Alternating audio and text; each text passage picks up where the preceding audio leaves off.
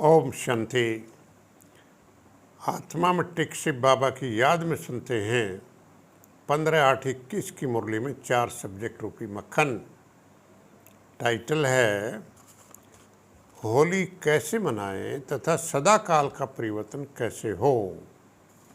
व्यक्त मुरली है, ध्यान से सुनने की है। आत्मा में टिक कर ज्ञान के सब्जेक्ट पर बाबा कहे, आज सर्व के भाग्य विधाता बाप अपने होली हंसों से ज्ञान रत्नों की होली का मिलन मनाने आए हैं। होली हंसों से ज्ञान रत्नों की होली मनाने आए बाबा। यह होली का उत्सव आप पावन आत्माओं के पावन बनने का यादगार है, क्योंकि आप सभी नंबरवार पावन आत्माएं बाप के याद के लगन की अग्नि द्वारा सदा के लिए अपवित्रता को जला देते हो। इसलिए पहले जलाने की होली मनाते हैं, फिर रंग की होली व मंगल मिलन मनाते हैं। जलाना अर्थात नाम निशान समाप्त करना। ब्राह्मणों की होली मनाना अर्थात होली बनना, पवित्र बनना।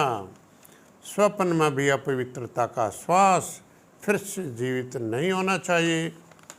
योग के सब्जेक्ट पर बाबा कहे, योग में शांति के साथ साथ खुशी भी भरपूर होनी चाहिए, नहीं तो सिर्फ शांति की अनुभूति कभी माया खराब कर देती है, कभी निद्रा की तरफ ले जाती है, क्योंकि सिर्फ यह सोचते हो कि मैं आत्मा हूँ, बिंदु हूँ, ज्योति स्वरूप हूँ।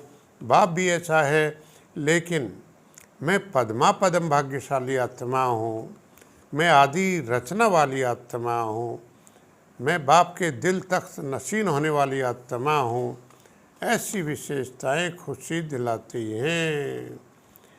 ऐसे स्वयं वन्य आत्माओं प्रति शुभ श्रेष्ठ संकल्प व विशेषता का स्वरूप सदा एमज रूप में रखो तो परिवर्तन हो जाएगा। धारणा के सब्जेक्ट पर बाबा कहता, पावन तो आजकल के गाए हुए महात्माएं भी बनते हैं, लेकिन आप आत्माएं हाईएस्ट होली बनते हो, अर्थात संकल्प मात्र स्वप्न मात्र भी अपवित्रता वृत्ति को दृष्टि को पावन स्थिति से नीचे नहीं ला सकती। फिर सुन इस लाइन को, लेकिन आप आत्माएं हाईएस्ट होली बनते हो, अर्थात संकल्प मात्र स्वप्न मात्र भी अपवित्रता इतना ध्यान रखते हो, क्योंकि यह वृत्ति को दृष्टि को पावन स्थिति से नीचे ला सकती है। हर संकल्प अर्थात स्मृति पावन होने के कारण वृत्ति दृष्टि स्वतः ही पावन हो जाती। न सिर्फ आप पावन बनते हो, लेकिन प्रकृति को भी पावन बना देते हो। इसलिए पावन प्रकृति के कारण भविष्य में अनेक जन्म शरीर भी पावन मिलते हैं। ऊंचे ते ऊंचा बाप हर बात में श्रेष्ठ जीवन वाले बनाते हैं। पवित्रता भी ऊंची ते ऊंची, साधारण नहीं। साधारण पवित्र आत्माएं आप महान आत्माएं, महान पवित्र आत्माओं के आगे मन से मानने का नमस्कार करेंगे कि आपकी पवित्रता अति श्रेष्ठ है। बाबा ने महारथी 2 प्रकार के बताए हैं, नोट करें हम कौन से हैं। नंबर वन है अपने को वरदान व वर्षे की प्राप्ति के पुरुषार्थ के आधार से महारथी। दूसरा है कोई न कोई सेवा की विशेषता के आधार से महारथी।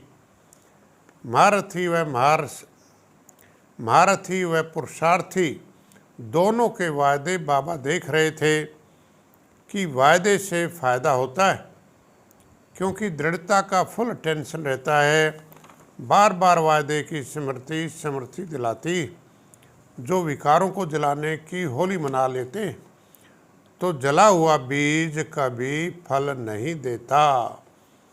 जितना चाहते हैं उतना परिवर्तन न होने के कारण है दूसरे की कमजोरी देखने सुनने व ग्रहण करने की आदत।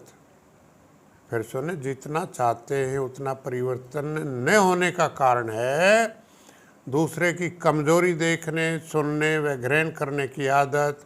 नेचुरल व बहुत काल की हो गई है, ये आदत नहीं रखेंगे। यह तो बहुत अच्छा है, लेकिन उसके स्थान पर क्या देखेंगे? इस खाली स्थान को भरते नहीं हैं। तो भरना चाहिए। किससे भरेंगे? बाबा ने बताया है, सभी के गुण, कर्तव्य, संस्कार, सेवा, स्वभाव, परिवर्तन के संस्कार व स्थान सदा भरपूर होगा तो अशुद्ध को स्वतः ही समाप्त कर देगा। हम ये देखें उनके, अब बाबा ने वरदान भी धारणा पर दिया। अलौकिक रूहानी वृत्ति द्वारा सर्वात्मा पर प्रभाव डालने वाले मास्टर ज्ञान सूर्य भव। फिर सुने वरदान, बहुत अच्छा है। अलौकिक रूहानी वृत्ति द्वारा सर्वात्माओं पर प्रभाव डालने वाले मास्टर ज्ञान सूर्य भव। स्लोगन, सदा स्वमान की सीट पर सेट रहो तो सर्वशक्तियाँ आपका ऑर्डर मानती रहेंगी। हम स्वमान लेते हैं रोजाना, तो उसका मनन होता रहना चाहिए, रट लगी रहनी चाहिए। कहता है बाबा, सदा स्वमान की सीट पर सेट रहो तो सर्वशक्तियाँ आपका ऑर्डर मानती रहेंगी। तो आज का स्वमान हम ले सकते हैं, मैं अलौकिक रूहानी वृत्ति वाली आत्मा हूँ। मैं अलौकिक रूहानी वृत्ति वाली आत्मा हूँ। आत्मा बन दूसरों को आत्मा देखती हूँ। बाबा का सारा ज्ञान बुद्धि में, अलौकिक ज्ञान। अच्छा, हम सब की तरफ से बाप दादा का बहुत बहुत धन्यवाद। Thank you. ओम शांति।